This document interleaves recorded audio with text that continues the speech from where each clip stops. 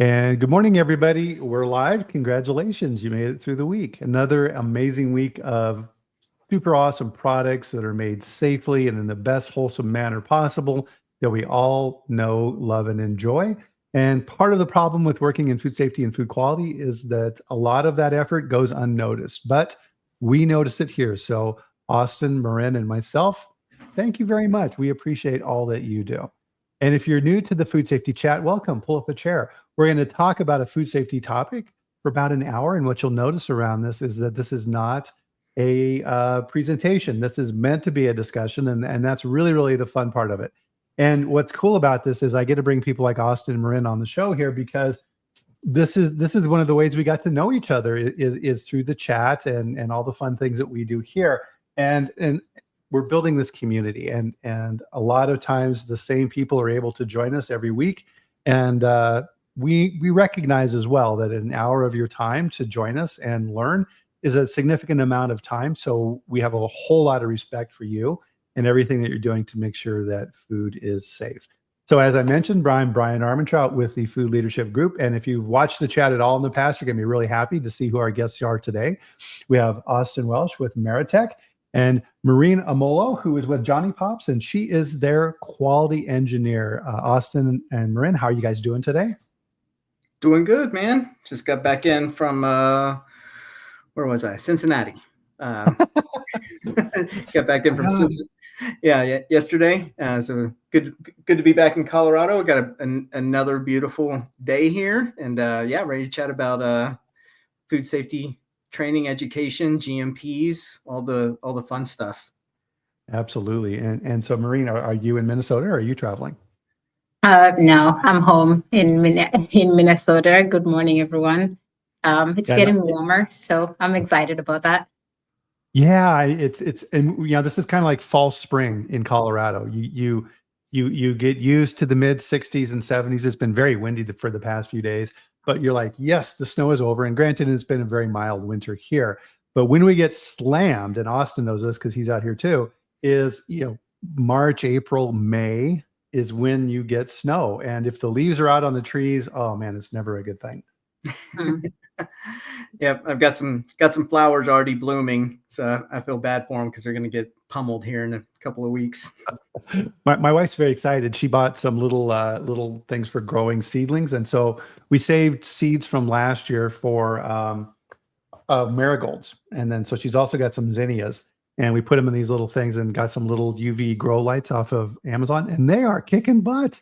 In a week, they're already like 2 inches tall. They've already reached the top of the plastic. It's like, wow.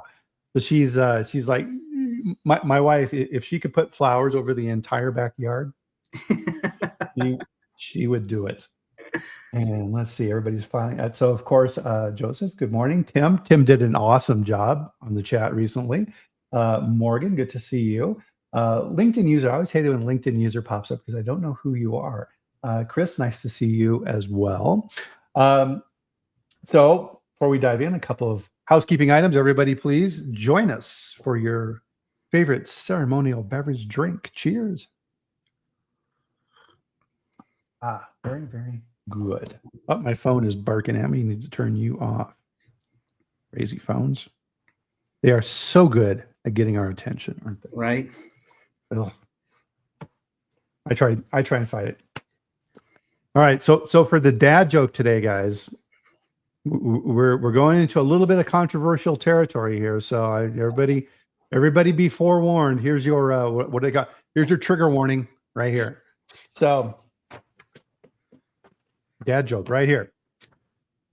Austin and Morrine, how do you know that Adams are Catholic?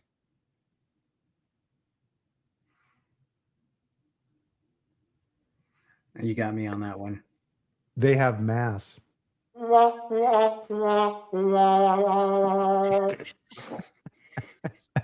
would you look at the time? I gotta go. I just remembered some stuff. I got some stuff. I gotta wash my hair. Cara, good morning, Cara. Half my front yard will be wildflowers, so I'm your wife. Deja's here as well. So a quick shout out for Tasia. He's getting ready to graduate here pretty soon, and he's going to be looking around. So if you're looking to hire somebody in food safety, food quality space, he's your guy. So shout out for him. He's doing great things out there. He's I love to see the engagement with this next generation of food safety professionals that are coming up. They're willing to get out there, discuss these type of things, and really contribute right out of the gate. And that's just the best. It's awesome. I love it. And I think that's a good segue then to our topic for today, which is, and we do this on the chat every now and then, is we can get fancy and talk about the latest AI and what are the newest trends in sanitation and all of these things that are out there coming down the road. But we need to remember the basics, and we need to remember those things that make everything else work. And I always call that, the blocking and tackling. And a big chunk of this is training, and in particular, GMPs. And just to kind of paint the picture for this, because I think everybody, if you relate to this, let me know, is training is viewed as a chore. It's something that you have to do, right? So with GMPs, it's written in the third-party standards that you need to do your GMP training at least once a year, and you need to train new people on these programs. And nobody wants to be there. Nobody wants to do it. The quality manager's got stuff to do. She realizes she's got to put the training together, goes and begs the operations manager for time with the team. The response from the operations manager is they're all busy. They're making product and making money. Thank you very much. And, I can't spare my people. They're all super duper important. And it's like, ugh. So finally they figure out a time at the end of the shift where everybody can meet for the training in the upstairs conference room. It's hot. It's dark. It's the same damn PowerPoint they show every single year, to the point where the people in the audience are mouthing along with the presentation of what the instructor is saying. There's people in the back that are trying to sleep. So the QA manager, she's trying to do everything she can to keep everybody engaged, but it ain't happening. And it even gets to the point where she's standing up there going, oh, okay, guys, come on. We just need to get through this. Everybody needs to take the quiz. Somebody in the back goes, hey, everybody, the answers are A, B, C, B, A. It's like, oh, don't do that. And everybody just leaves going, they're all walking out the door going, oh, what a freaking waste of time. And it is, isn't it? Definitely whenever it's set up like that. Yeah. That's one of the interesting things about, leading, by practice. If the leader kind of puts out that idea of like, we just got to get through this, then that's the tone that has been set, is that this isn't really that important. It's a chore that needs to be gotten, that we need to get through. Yeah. And having the facility, as hard as that person may try, that subconscious, those cues still come through, and everybody picks up on it. Now, not to mention as well, people always miss the training. So now the poor quality manager, she's got to try and track down those people to complete the roster. There's also people on vacation, people who are actively trying to avoid the training. And then there's new employees over the course of the year, and we're going to get to all of that. So what we wanted to kind of talk about today is effective GMP training. And this is something that both of you are very, very involved with. And so I want to make sure that we have a lot of time to get into this with you, because we think a lot of times that this is just superfluous. It doesn't really mean that much, but all you got to do is read warning letters. And warning letters are always broken up into kind of three areas. And the first is FDA's regulatory authority. So they will say under the Food, Drug, and Cosmetic Act for adulteration and misbranding of product, blah, blah, blah. And then they will go into the deviations, and they almost always start with GMPs. While I was on the floor, I observed this. While I was on the floor, I saw people who didn't wash their hands. I saw somebody pick up, God forbid, a piece of food on the ground and put it back on the production line. All these, and they'll list out all these GMP violations, and then they'll get to the failures in the food safety plan and all these things. And the message from FDA is always the same, which is if you guys can't even take care of GMPs, why would I expect you to have a good food safety plan? Does that make sense? I think so. And I like Tim's question because he basically set up for the discussion. That's the question we'll be trying to answer. And to me, it always goes back to, for the longest time, we've been hearing, going back to the tenets of how people learn, what motivates people, what keeps them captivated. And the question I always ask is, whose perspective, what lens are we answering those questions through? Mm-hmm. Because if I'm using my interpretation of that question, what keeps me captivated, what keeps me interested in learning, on my top 5 list of strengths, learning is number 1. You don't have to do very much to get me interested in a book or a topic or a course. I'll bring myself to New York if that's where the course is happening. For some people, learning is the least interesting thing for them, just the task of having to sit through learning new material. And so, yes, it's important to think about how people learn and what motivates them, but the lens through which we're evaluating that is critical. Are you using their lens to answer that question, or are you using yours as a trainer? Yeah, and that's a really big one, I think, because when I first got into learning design and creating courses, I'm like Morrine.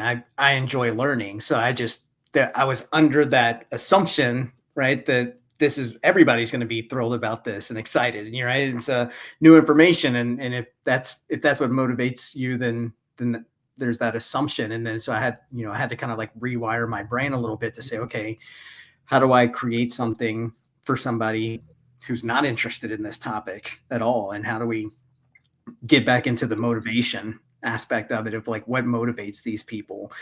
And I think that's what's beautiful about, research within motivation theory, is that, researchers been spending the past, 30, 40 years trying to find out what are universal motivators, regardless of who somebody is or what their particular interests are, or where they're from, or what their,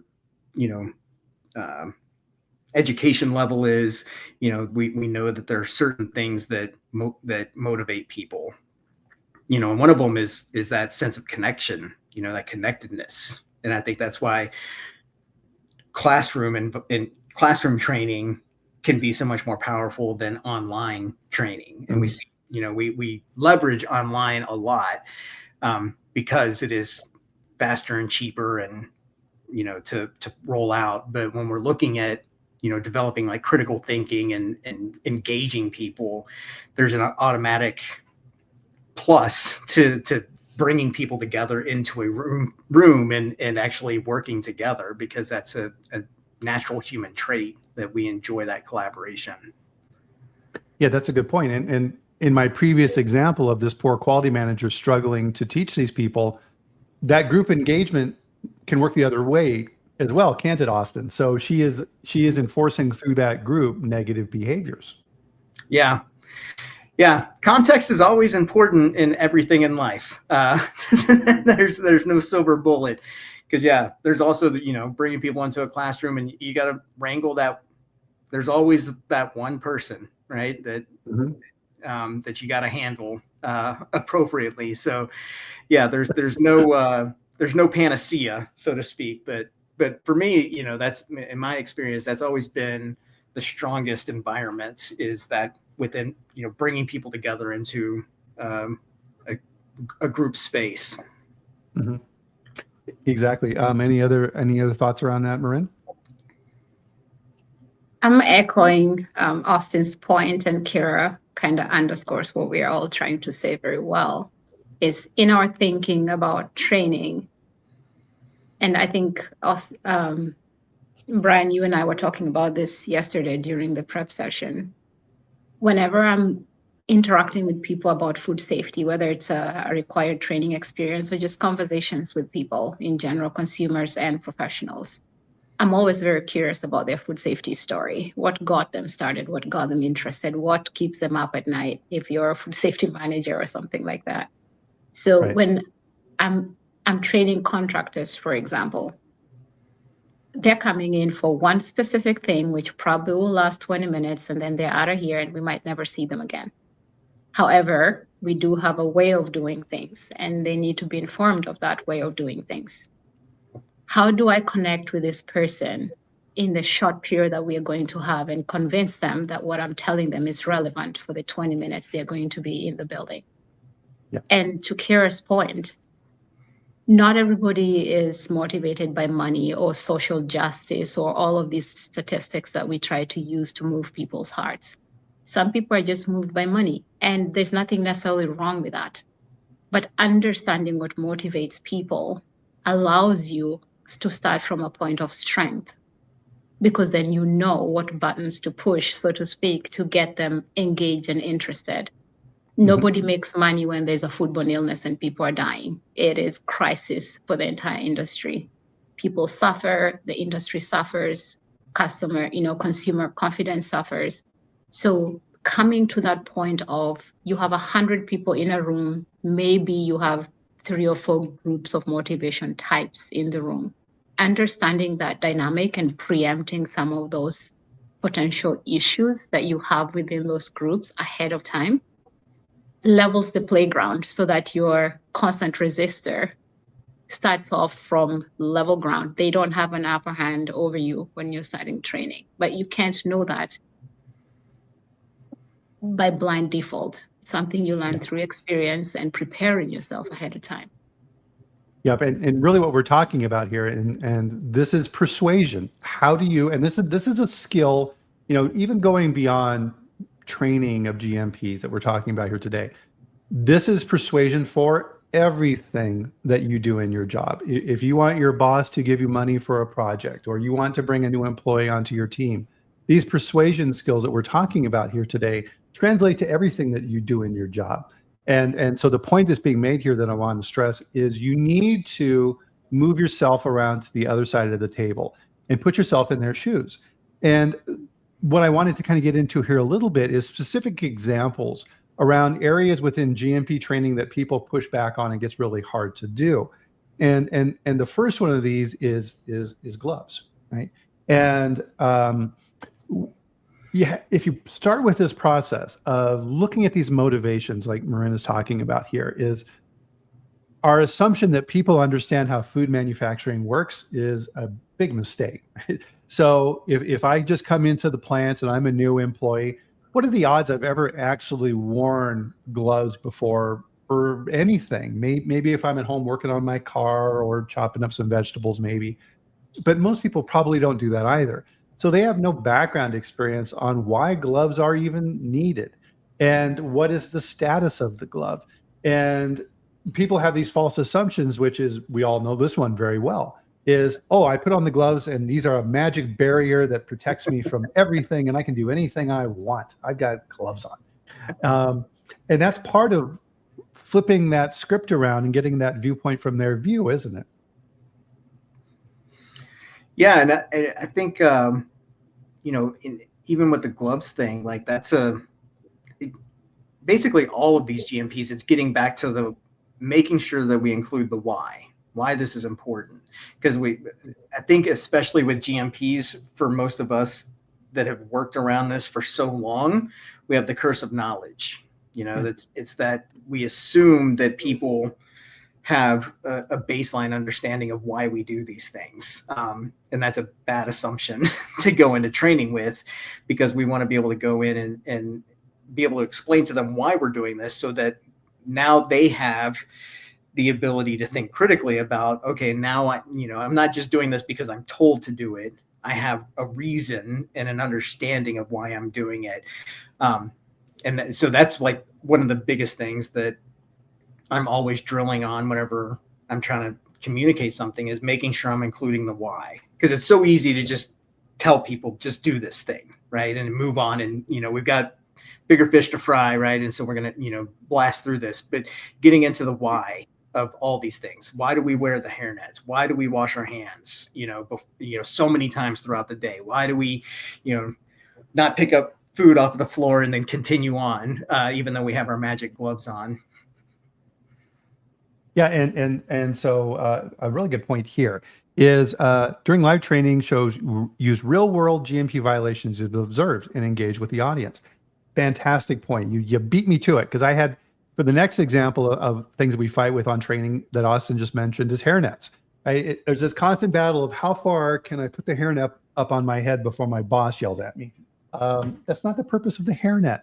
And there was a really good trainer I worked with in my past at one of my companies, and he was out at my plant in Nampa, Idaho. And I would sit in on his GMP trainings. And to your point, Austin, he wouldn't just sit there and say, we need to wear hairnets because this is part of 21 CFR 117, and it's a requirement of this facility, our policy to, what he would do is say, here's why we wear hairnets. Who here likes hair in their food? No, nobody likes hair in their food? Good, I don't either. That's why we wear hairnets. Let me show you how to wear a hairnet. And so he would show and right over the years and all the fun stuff we're used to. But then what he would do during the training, to the commenter's point here, is he would leave the room, come back in, and his hairnet would be askew and not quite right. And he would do this for all the elements of the training. And he would say, okay, what's wrong? And he would get everybody engaged. And it's like, oh, your ears aren't covered. Yeah, you're right. My ears aren't covered, right? Okay, hairnet's down here. What else do you guys see? It's too far up in the front. Yeah. And then he would pull it down. Is there anything else? How are we doing? Is there anything else with my hairnet? No? Good. He's like, and he would engage, and he was teaching, to Morrine's point, he was teaching the team how to self-check as well. So if you make this a habit, then as the team is getting ready to go onto the production floor, they're going through these habits. And if somebody isn't wearing their hairnet correctly, it's going to be, hey, Austin, your hairnet's not, oh, thanks, right? And helping to reinforce that behavior as a team. And what he's doing there is also providing the opportunity for practice, right? Because a lot of times we see within training, it's just knowledge information, right? We're just giving people information, but he's giving the opportunity for people to practice a new skill, because having information is one thing, but having the skill is another.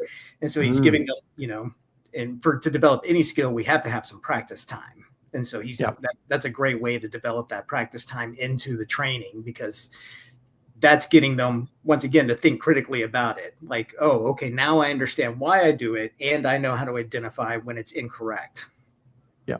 Well, and to Morrine's point as well, which is you need to anticipate objections. And so as you're doing the training, well, some of you may be thinking, what's the big deal? I don't, I have, my hair's cut really close, or I'm bald, and I don't need to wear a hairnet. Well, let me address that for everybody now, right? So if you bring these questions up in advance, that always helps your credibility as well, because you're seeing the other side. It does. And in addition to that point I made earlier, every time I start training, I always make it very clear that no one's going to follow GMPs because of the 20-minute training that I offer. That's nobody's suddenly going to be magically transformed into a compliant, whatever version of their work is. I always go back to my goal for the training experience is to help the person sitting across from me find a very personal reason to think about hand washing and hairnets and wearing the booties. Because I genuinely believe that we make decisions at the speed of lightning. When you're doing something else, like you need to fix a broken this, or you need to bring the roof down and fix the leak on whatever, people focus on the decisions that are about the task that's in front of them. GMPs are a barrier, and they're there and they're inherent. It's not something that they're sitting and thinking about, is my hairnet still sitting right? Are my gloves dirty enough that I need to change them? Did my booties get ripped? It's not part of the normal task that they're doing in real time. And so how do I bring them back to asking that question when it's not the focus of their task? And it goes back to that motivation. So I always start with a simple question. Think about, who in your life do you want? A contractor working in a food manufacturing, or a frontline operator, or a food safety manager working in food manufacturing. Who in your life do you want them to be thinking about, to be protecting? Who do you do food safety for? Once you have that person in your mind, Now flip the switch and assume that everybody else who eats food in the world has that person that they want you to protect, because you don't know who's going to eat the product wherever you are in the world. Anytime that you're working in food manufacturing, that is food that somebody is going to eat. Those people are as important to other people's lives as your person in mind is important to you. So anytime that you're doing something, you need to stop and ask yourself, if somebody else was in my situation, would I want them to wash their hands to protect my loved one, whoever is it in your mind? That is a lot more effective because it's personal. It makes food safety a lived experience for them as part of their work, which might have nothing to do with food safety directly. They might be fixing a bolt under something that is a zone 4, right? So in the end, it's never about the training that you're doing in real time. It's bringing this person to a space where what you're saying has a real lived experience for them. And it might have nothing to do with what you think motivates them to learn. It might not be that at all. It might be their great grandmother that experienced a foodborne illness 20 years ago, and the story has been told through generations. You never know what it is that motivates people. You can't assume that you do. Yep. And I was laughing to myself as you're saying that, because you clicked something there for me, Morrine, which I think is think about these things in terms of common experiences that they can relate to outside of the manufacturing environment. So hey, everybody, I want you to paint a picture. Think about this. You're out at your favorite restaurant. You're out with your wife. It's your anniversary. This is a special, special evening, and you love this restaurant. And you've been thinking about that fantastic filet mignon and that bottle of wine for the whole week, and you're so excited to go. And you get to the restaurant, and you see the server, and she's back over, getting ready to come over to your table. And the server comes over and does this. Hey, can I take your order? Right? Everybody in that room's going to go, oh my God, right? What are you going to do in that situation? I'm going to leave the restaurant. Oh my God. Or how many times have you seen this, right? Where they bring cups to the table and they do this, right? They put their thumb inside the cup, and you're just like, oh, what? Right? The entire experience is ruined. And then walk people through that scenario. If enough people see that, what's going to happen? Well, people are going to quit going to the restaurant. What's going to happen? The restaurant's going to go out of business. What will happen to us if we do the same in what we do? Oh, yeah. Okay. Right. Showing them that perspective.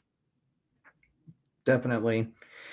Yeah, I think the ick factor definitely is always a strong motivator, because most of us have that somewhere along the way. There's something that is an ick for us. Yeah. Well, and really, I'm sorry. Go ahead, Morrine.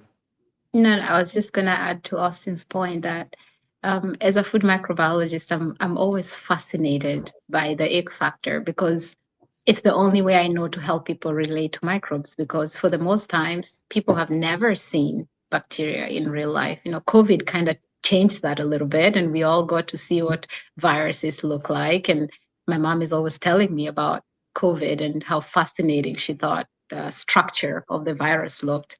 To drive my point home, yesterday I was at a presentation, and the professor was telling me about what they're doing with phages in the food industry to try and control pathogens.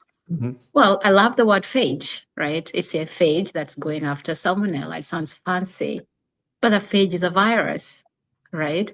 And so now when I say, well, we're using viruses to try and kill salmonella, for the consumer, that has a completely different ring to it, right? Nobody wants you to add a virus of any kind anywhere in their lives, whether the virus is good or bad, right? So the ick factor allows people, it makes bacteria and viruses and all of these unseen things real, tangible. You can feel them. They run through your system. You can feel the anger almost percolating down your spine when somebody touches their nose and then tries to hand you a plate. That's a universal response, right? And that's relatable. It's better than me trying to tell you about plating E. coli and salmonella to try and understand why, 128,000 people get sick. And so it's a nice one because it's relatable and it's easy to get people there because everyone has had that experience. Yeah, and this is something that Austin's an expert in is telling the story.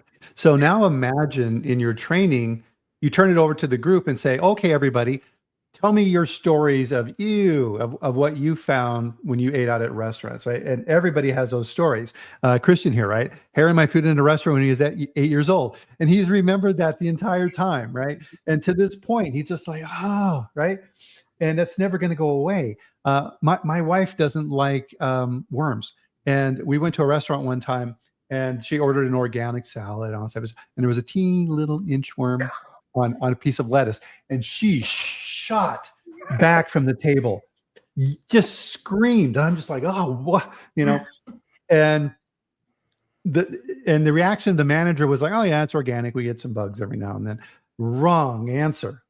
Wrong answer. We got up, left that restaurant. We were out of there. People have those stories. A great story that I think it was Catherine Davidson told me. I think she's over at Sabra now, but I've known her for years. And she talked about putting together a training for people, and she ordered pizza in to, because it was like a lunch training. And the pizza comes in, and she grabs plates to go start to serve people and she makes sure that they're kind of watching, and she takes a plate and serves a couple of people, and then she takes a piece of pizza and throws it on the floor and then picks it up and puts it on a plate and goes to hand it to somebody, and the whole room is aghast, right? And then that kind of sets up the conversation around, everything from wearing gloves to why we don't pick things up off the floor. But it's, I think that shock factor is a brilliant strategy because she definitely captured their attention, because it was just such a unsocial thing to do, to throw a piece of food on the floor and then put it on a plate and give it to somebody. Right. So if you wouldn't do that in a restaurant, or you wouldn't eat anything that someone did that, why in the world do you think it's acceptable in our plant? Right. Okay. Now I got it. Right. Those things click. So really, there's kind of, within GMPs, there's kind of the three horsemen of the apocalypse that we're always trying to tackle, right? There's gloves, there's your hairnet, and the third one that we're always constantly fighting is hand washing. Right? That's, people view that as an extra chore too. And you've got, kind of like the glow stuff, which is awesome to kind of show you if you did a bad job and things like this. But part of this too, and this is something with Meritech as well, Austin, that they focus in on, is how can you automate these things to make it easier for people to do? Yeah. I was out at SQF a couple of weeks ago, and I was introduced to this term that I thought was awesome, called Japanese phrase called poka-yoke, which translates into basically foolproof, or even better translation, idiot proof. So how do we make stuff that is foolproof, right? And that's one of the reasons I came over to Meritech, because automated hand washing systems, that can perfectly wash someone's hands, without them thinking about it, right? They just stick their hands in cylinders, they spin around, they deliver the hand wash, and then they go about their day. That's a great example of poka-yoke, right? You can't mess that up, because of the fact that, like you said, it's one of the four horsemen, or the three horsemen. It's never done properly. Like, very rarely are people washing their hands properly. And it's because it's a tedious process to do it as per the CDC, right? Yeah. And I think, Austin, you and I have had this conversation before when you first moved to Meritech about, I always try to play devil's advocate when it comes to technology and see the potential flip side of the coin. So think about a situation where an operator is used to working in a facility where there are automated hand washing stations easily available, they're properly placed, and then they transition to a place where there are no the automated hand washing stations. If we're not careful in the way that we help people learn about hand washing and the reason we do it and why the hand washing station is is an assist in getting us to do it thoroughly and not a replacement of how we think about hand washing as a technique. What happens is people can actually become desensitized to the value of proper hand washing when it is not automated for them. And so let's say that they no longer are able to stick their hands in the automated hand wash and have their 12 seconds. That combination of time and chemical composition of that machine does a thorough job. If they do the same thing on a normal hand washing station where they put soap on their hands and kind of wiggle their hands for 12 seconds, it doesn't work quite the same. So I always go back to when we are doing hand washing training, again, to your point, Austin, having the foundation of why, and then introducing the automation as making things easier once we understand why. Kind of like you can cut paper with your fingers, but scissors work much better, right? So learning how to wash your hands properly as a technique and a skill, and then the machine just making it easier and faster, which saves us time. So it's not a replacement to the thorough understanding of the fundamentals of proper hand washing in public health. It is an enhancement to the process itself. That's how I like to think of it. Yeah, because I mean, if people don't understand the why, they can just walk right past the machine anyways, right? That's and unless you put in like a turnstile system, right, where it's like, okay, you have to wash your hands to be able to open the turnstile to enter this next, area of the facility. Yeah. But yeah, that when I was introduced to that term, I thought that was really cool, because this is something that we've talked about in food safety culture for a long time, is this concept around nudge theory, and so how do we create nudges within the environment to make it as easy as possible to make the right decision or the healthy decision, and make it harder to make the wrong decision or the unhealthy decision. And so much of what we see within the food processing environment, sometimes, right, people can have all of the great knowledge from the training, they can develop the skill, but then the environment is completely not conducive to them engaging in the behavior that we're looking for, right? You don't have a proper GMP zone. You don't have sinks placed in the right area of the facility. You got people walking through specific doors that are meant just for forklifts, and so that you're not getting proper like shoe sanitation. So I think that's the other element that we overlook a lot, which is that good training and skill development doesn't automatically override bad environmental design. Because ultimately people will default back to what's easiest, and a lot of times with these facilities, it's easier to do the wrong thing. So I'm fascinated at looking at facilities and how they're laid out, and traffic patterns, and how people move about throughout the facility throughout their day. Because they can have all the great information in the world, but then they go back into the real world and it's like, well, it's just not conducive to me execute this skill, right? Which a whole other conversation around environmental design. Right. Well, and too, having the right design allows you to measure compliance. And part of this too, right, is, and Morrine had referenced this as well, is you're going to have people who actively resist. It's like, nah, I'm not following that stuff. That's not for me. You need to find who out those people are, right? And if they're unwilling to change, they can't be working in those areas where GMP compliance is needed. Maybe you move them somewhere else. Hey, guess what? You've been promoted to groundskeeping outside the plant. You're not going in the plant anymore. Or that's not the right place for them to work because they just don't get it. And that's reality. I remember a conversation around storytelling, and this particular trainer mentioned that everybody has motivation. It's just we are always too busy to figure out what it is. And our own biases usually get in the way of trying to understand that person. And so oftentimes you'll hear somebody say, oh, don't worry about Jack. He doesn't care. He could care less. If your heart is beating, you care about something, right? And so having side conversations outside of the formal training structure with this person, when it is not about GMPs, it's not about hairnets, it's not about the food safety plan, it's about life. How are you doing? How are the kids? How is life? What do you enjoy doing outside of work? Having that heart-to-heart conversation, in the hallway. If you speak to this person once or twice, for most people, usually their motivation or what drives them in life or what is hurting them becomes apparent. And it might have nothing to do with manufacturing or what you want them to be doing in life. It might be a personal problem that is from decades ago that's just constantly nudging at them through history.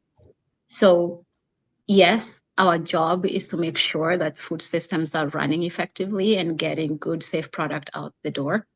But we are all human beings. And at a time like this, when there's so much stressors coming from different directions, building those personal relationships with people actually makes those serious situations where we really have to sit down and discuss real topics much easier, because people already respect you. They already see you as you have a buy-in in their interests. You care about them as human beings. And so they have a reason to want to listen to what you have to say. You're not just the person that shows up on Fridays in the morning when they're trying to get out of a weekend shift, trying to get out of a week-long shift, trying to go home.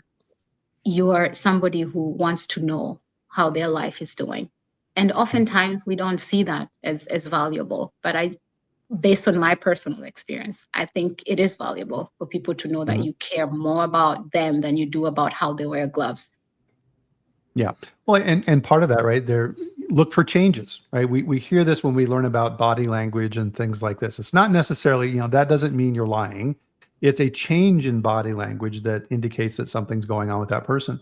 So we don't, to Marine's point, we don't necessarily know. So let's say that person who is normally very good, is normally very good. I guess you didn't like what I was saying.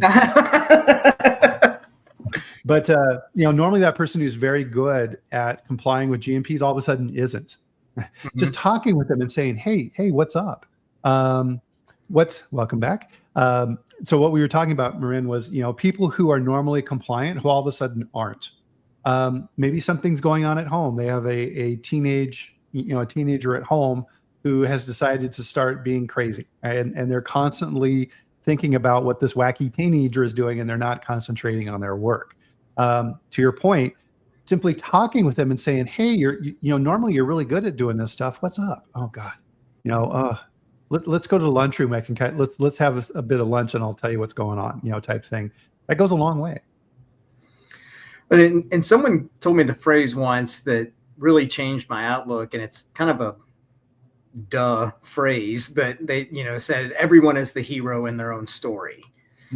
And when I started looking through that lens at people and realizing, because we can get so wrapped up in our own stuff, of what's important to us, right? And realizing that that person that I'm talking to has the exact same feeling that I do about their own world. And so figuring out how to merge these two worlds together in a way, but realizing that, everyone is the hero in their own story, so that there's a completely different story going on with that person than you probably could ever imagine. Exactly. Yeah, maybe they just found out their wife has a disease, something horrible. Just put yourself in their shoes. Would you be thinking about work 100%? Probably not, right? So work with that person. And this kind of gets to, I think, a fatal flaw that I definitely want to talk about here in our chat here today, is this one size fits all mentality that we can load people into a conference room, show a 10-year-old PowerPoint, and everybody's going to get the exact same message and be immediately compliant. Nope. Right. So part of this is you need to look at your GMP training and customize it. Really? Yeah, you need to do that. So if you have training for the personnel on the floor, great. But don't forget, you need to have special training for the management team as well. Because part of this is that hidden danger of, you can't get training for everybody. So let's say there's some new employees that come in during the year, the quality manager's out, and it falls upon that person's supervisor to do the training. They are now representing the company and you. Are they doing a good job of that? Or are they just going in there and say, hey, listen, yeah, glad you're here. We're super shorthanded. Oh my God, are we behind? I'm required to give you some GMP training. So let's get through this crap and then we'll get you out on the floor. That employee is now ruined, right? You gotta spend the next year trying to undo what that supervisor did, if you even know that happened. So you need to have specialized training for those supervisors and managers to say, you set the example. You are required to be 100% compliant on this stuff all the time, because if you're not, how can we expect our people to be? And you need to be advocates in everything that we're talking about here today. You need to be doing as well. And part of that is I did a survey here, guys, on LinkedIn, and I asked the question around training for GMPs. And do you have specific training? So here's the results of that survey. So do you have specific GMP practice trainings for workers in management? So interesting, right? So nope, 40% do the same, and 53% good, have targeted materials for those different groups. And then so here's my recalcitrant back of the class people, right? They're saying what is GMP training? I bet Cortland, I think he's in that group giving that answer. That's my guess. But a lot of people don't think about that. You need to have segmented training. Is it more work? Yeah. I mean, what are you guys' thoughts around that? I think a big assumption that is made is that because someone is good at their job or that they're an SME, that automatically translates into being a good trainer.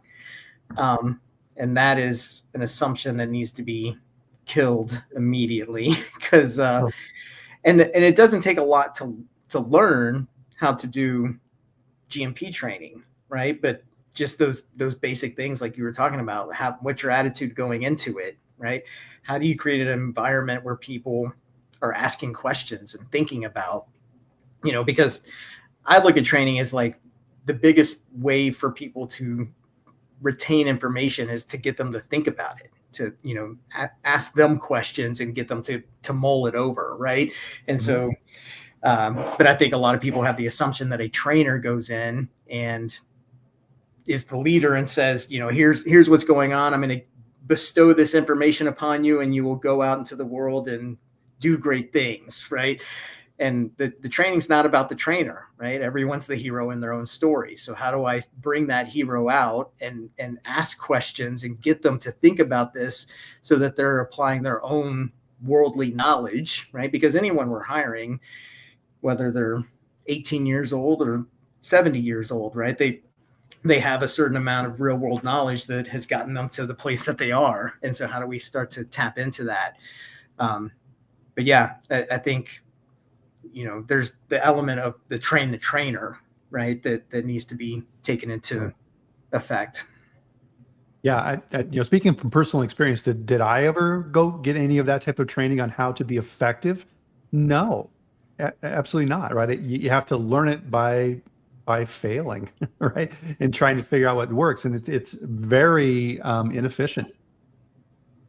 And I always start training with a question, and I know this is going to seem so obvious and so silly. I always just start with, have you ever heard of the word GMP?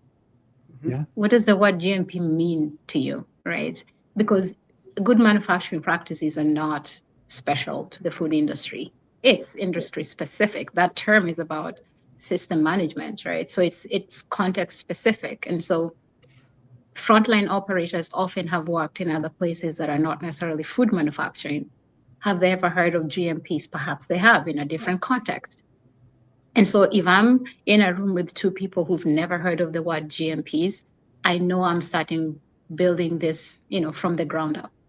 Yeah. If I'm in a room with people who have heard that term before or who've even had experience getting food safety GMP training, then I know it's about bringing down potential walls that have come up from previous training, but also making it unique enough so that it's not a repetition of the same stuff that they've heard over and over and over again. What's unique about this 20 minutes that they're going to be spending with me in this space? And I'm sorry, go ahead. No, that's essentially my point is often think about the big grand finale of training as we want to achieve this revolutionary change in human behavior. But we sometimes forget that even starting with the basics of do we even know, do we have a commonality of what are GMPs to start with and why are they important? That very basic foundational. Starting there allows the energy in the room to dissipate and all the stressed out tension. You've started with a question that's low key, very welcoming. You're not putting anyone on the spot. People tell you their personal experiences. You ask them, okay, tell me more. What context do you know of GMPs from? They're already telling you stories. You're already engaging in conversations that have nothing to do with the PowerPoint they're about to look at or lack thereof. Yeah, absolutely. Well, and to your point as well, Morrine, is that if you ask that question, what are GMPs, and somebody in the back raises their hand, goes, a waste of time, right? Now you're like, okay, right, okay, there's my troublemaker, right there. And to Larry's point, okay, this is all well and good, but legally they must comply. Yeah, but how does that work in our own lives, right? Again, turning us around. We all know the speed limit by your house is 35. Who occasionally goes over 35 by a little bit? Just By Bryan. a lot? Yeah. Right. So yeah, are you breaking the law? Yeah, you're breaking the law. Does it stop you? No. Now, if you get a ticket or two, then your motivation is going to change. Once you start seeing the pain of your increased insurance rates, and God forbid you get in a wreck or something. But I think in reality, I'm curious to get you guys' comments on this. That threat, right? That stick. How much does that really motivate people? I don't think in the long term, not much at all. If you're motivating with the stick, you have to always motivate with the stick. The stick has to constantly be present, and that's a form of micromanagement that most companies can't afford to do. So I think removing that, extrinsic, that external motivator of, my fear of punishment, and like we've been talking about through the entire, this talk, which is figuring out what connects with people. We ultimately make decisions based on emotions, right? And then we reinforce that decision with logic, not vice versa. I think a lot of people assume that we make logical decisions. We don't, right? We make decisions because we have an emotional connection to it. And then we justify that through some type of logic. So, I mean, going back to, once again, everyone's the hero in their own story. So what's that story that someone's going to tell themselves that will keep them doing it even when I'm not being micromanaged, when no one's watching, right? I want to reinforce what you said there, Austin.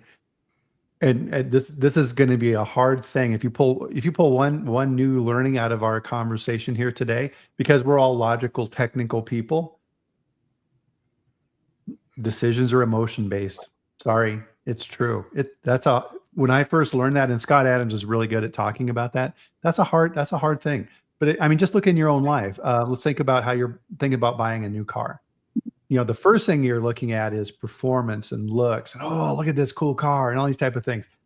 And then you look at the price, and then you start figuring out ways to justify that expensive car, right? Well, no, honey, this is a very safe 700 horsepower car. Absolutely. And yeah, you may be starting to see a theme here with me on that, right? Getting a sports car and breaking the speed limit. But yeah, people absolutely do that. And I think back to the point we started with earlier is it's really, really difficult to force people to do things they don't want to do. And I don't think that any food safety manager or any compliance manager's job should be to force people to follow GMPs. There's not enough hours in a year for that. Right. And so we go back to the story of what is the company culture and what does management consider having the right people in the boat, right? The boat will keep sailing. It will just keep on going. The days come and go. Food is going in and out the door every day. And so the risk factor is always a looming factor. And the goal is, how do we manage risk so that nobody gets hurt by the product that we are putting out? Yeah. Human beings are emotional. That's true. We make emotional decisions, and then again, followed by logic. And oftentimes we can justify ourselves into just about anything under the sun. We've seen that done in both good and bad ways. So at some point, between normal training, follow-up conversations and coaching, PIPs if needed, at some point the leadership is going to have to make a decision about, is this somebody I want to continue in my boat? Or is this somebody who's poking too many holes, and at some point our boat starts to sink, right? Yeah. If the person's job is not helping seal the holes, but poking holes, they're undoing the work that everybody else is doing to sustain.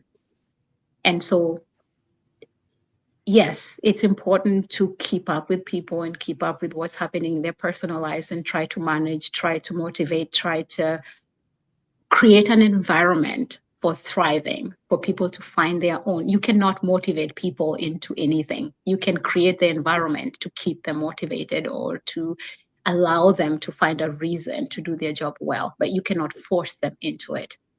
At Right. some point, decisions will have to be made about what the right way forward is with a particular person if their job is constantly undoing the good work.